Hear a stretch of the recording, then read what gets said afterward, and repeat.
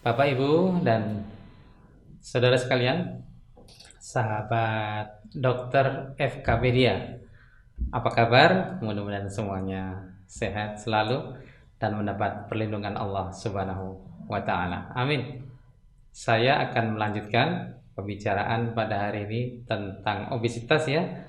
Kali ini saya ingin bicara tentang resep 3J.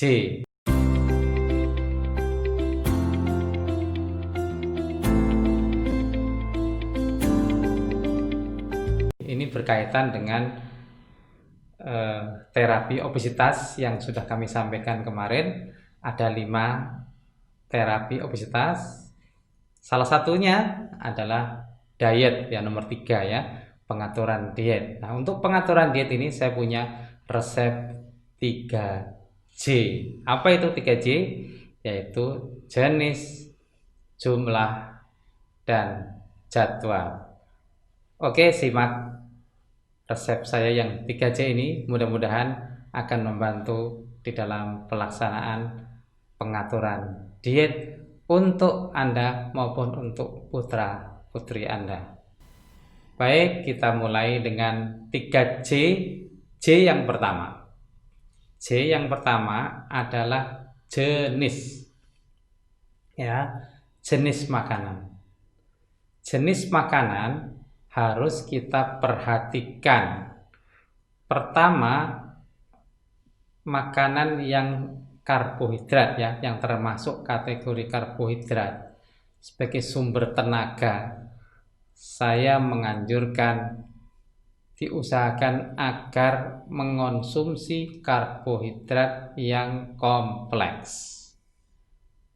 Dengan kata lain, mengonsumsi karbohidrat dengan indeks glikemik yang rendah. Karena umumnya semakin kompleks suatu karbohidrat akan semakin rendah indeks glikemiknya.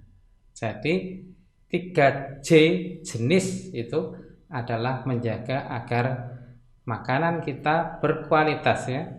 Dalam hal karbohidrat, yang saya maksud dengan kualitas adalah indeks glikemiknya rendah atau sedang, jangan yang tinggi.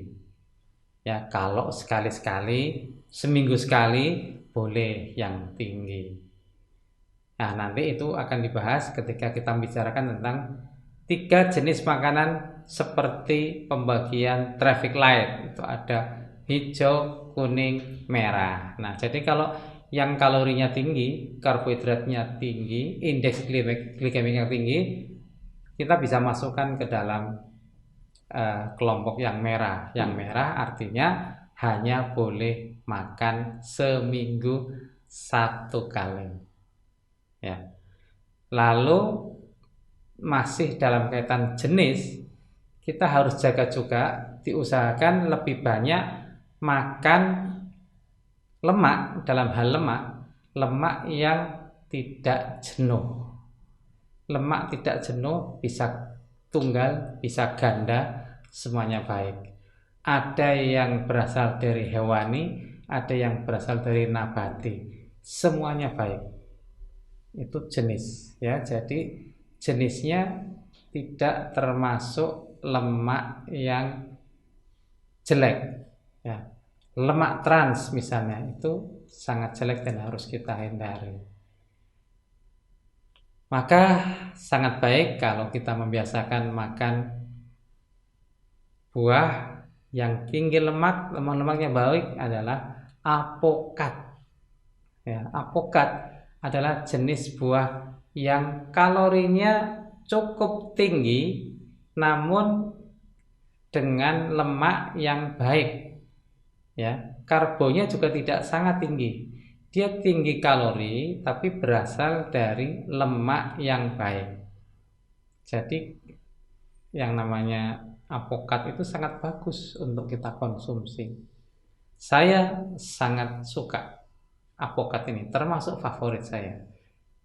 Dipotong-potong, dimakan langsung, oke. Dikerok pakai sendok, oke. Sekali-sekali pengen jus, oke. Atau karena kita sedang di kantin, adanya kan jus ya. Saya juga pesan jus apokat tanpa gula tentunya. Karena gula, minuman yang manis, minuman yang bergula, soft drink, termasuk kelompok merah kalau kita bicara traffic light itu hanya boleh 1 kali dalam 1 minggu. Ya, itu namanya jenis ya. Jadi dalam hal itu kita harus jaga. Lalu protein. Nah, protein itu juga perlu kita konsumsi dengan cukup. Diet itu tujuan kita itu mengurangi lemak, bukan mengurangi massa otot. Jangan sampai diet malah massa ototnya hilang, massa ototnya habis. Nanti yang terjadi adalah melangsing, mengurus, tapi juga gelambreh. Karena isinya ototnya hilang gitu, jadi nggak kenceng. Jadi otot itu harus dipelihara dengan cara cukup makan atau konsumsi protein. Putih telur termasuk jenis makanan dengan protein yang sangat efisien untuk kita makan. Jadi NPU-nya, net protein unitnya sangat tinggi. Lalu kacang-kacangan juga sangat bagus untuk kita makan. 1 genggam kacang tanah itu bagus kita makan. Kacang kapri boleh, kacang panjang bagus. Nah, ada lagi yang pakai istilah kacang tapi bukan kacang sebenarnya. Apa itu contohnya? Contohnya biji almond. Biji almond itu bukan kacang, itu biji termasuknya. Bahasa Inggrisnya seed. SEED itu seed, itu biji.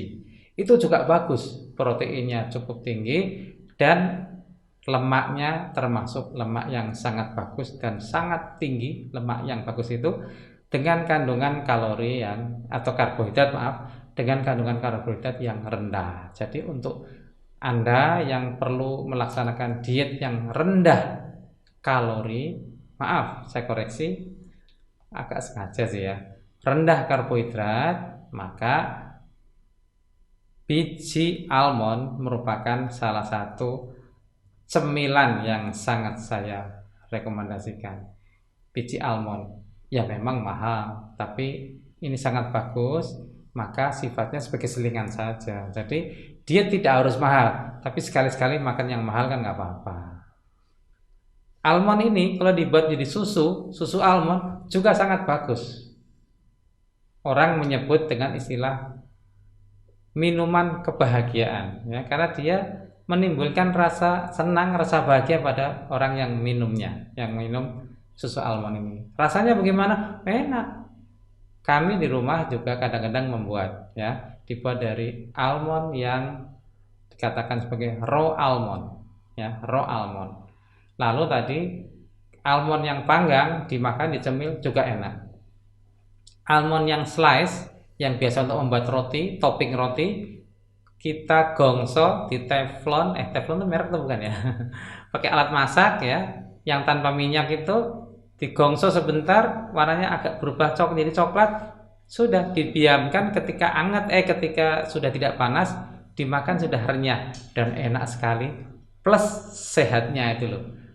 Lemaknya tinggi, lemak yang sehat, kalorinya karbohidratnya rendah, kalorinya juga relatif rendah kalau yang slice itu, dan sangat cocok untuk jadi cemilan untuk anak atau orang yang melakukan pengaturan diet rendah karbohidrat ya. Jadi itu jenis ya.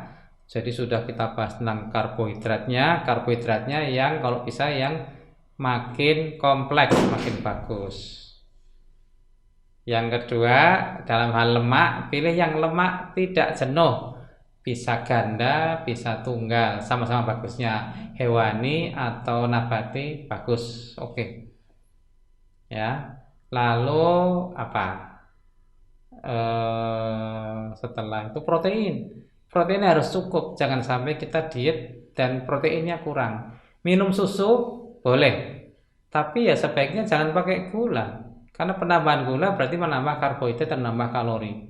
1 gelas susu murni itu bagus untuk kita minum susu murni ya, tanpa tambahan gula. Ya, kalau Bapak Ibu, adik-adik mau minum susu kemasan, tolong perhatikan. Nah, seperti yang saya bilang tadi apa? Literasi gizi. Usahakan ya, minum susu yang kemasan juga yang karbohidratnya yang rendah. Ini kan sebagai snack saja ya.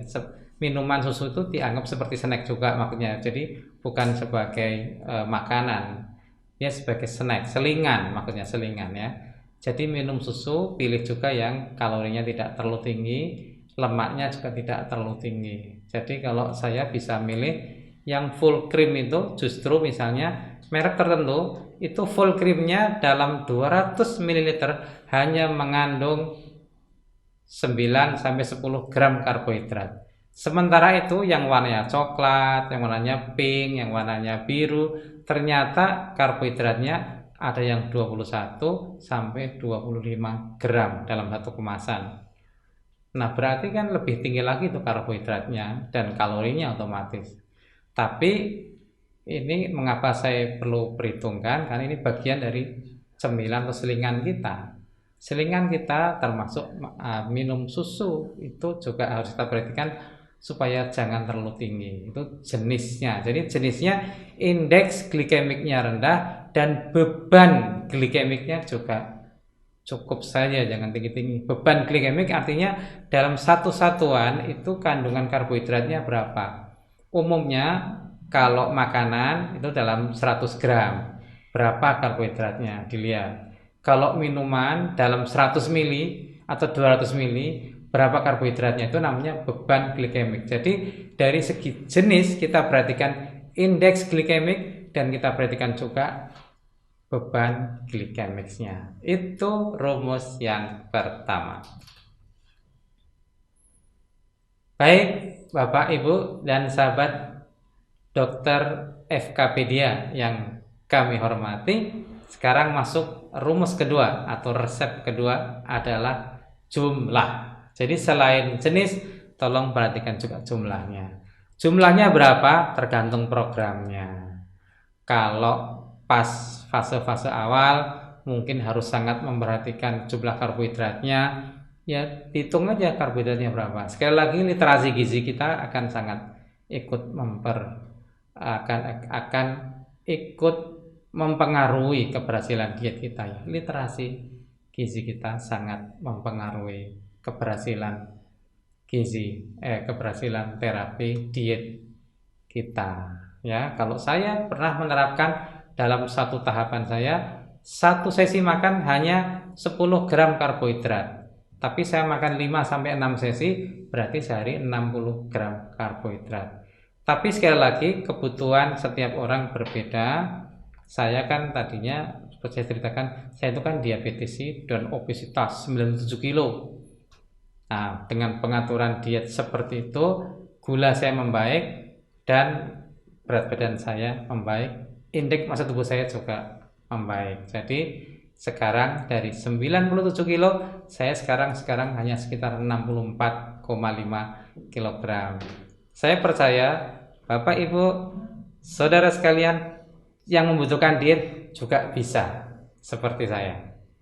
Tapi kalau ada yang mau dikonfirmasi, mau ada yang ingin ditanyakan, jangan lupa silakan tulis di kolom komentar atau DM ke akun ini ya. Itu adalah jumlah. Jadi jumlah itu harus diperhatikan.